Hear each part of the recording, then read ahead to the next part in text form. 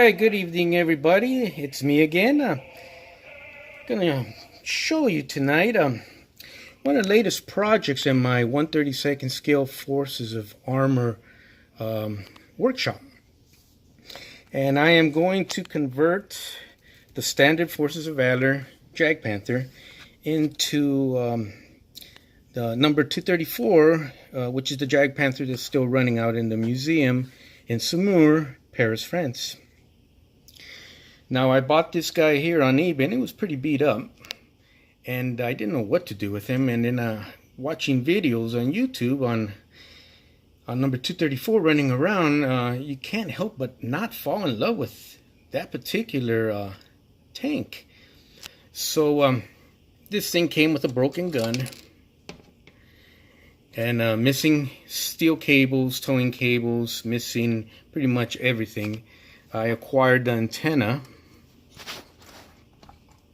well, secondhand, and we already started working on the guy. And if you notice, I have removed a lot of detail that originally came with the model in order to prepare it for its conversion to number 234. Plus, there's going to be additional body work, a lot of body work to be done to this particular model.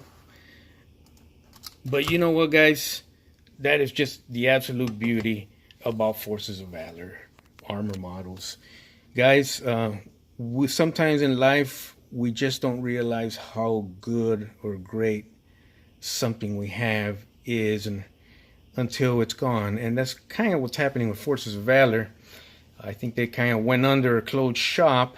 So that's it until the new owners do something. What's out there is all we got. But you can't hurt these things. These things are made out of heavy die-cast metal. You can bang on them, work on them, scratch them. They're painted with a tough paint that's just beautiful. It looks like it's baked on. And they're just extremely easy to work on.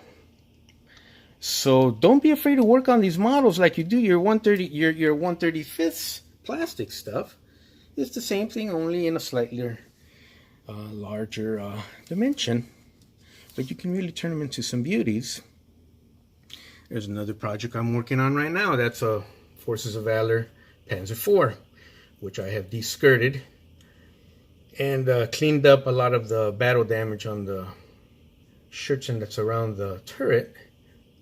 And we're going to add Zimmerit to this sucker, and we're going to turn this thing into a really, really beautiful, eye-catching model, along with my other stuff I'm working on.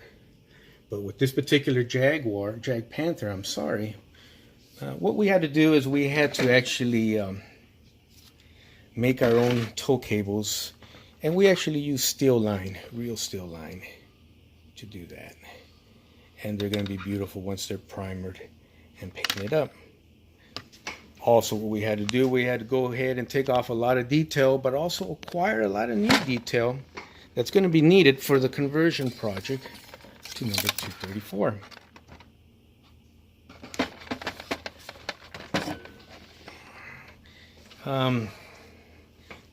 I sell a lot of these models on eBay, a lot of custom models, and you guys may recognize my name from doing business with me in the past.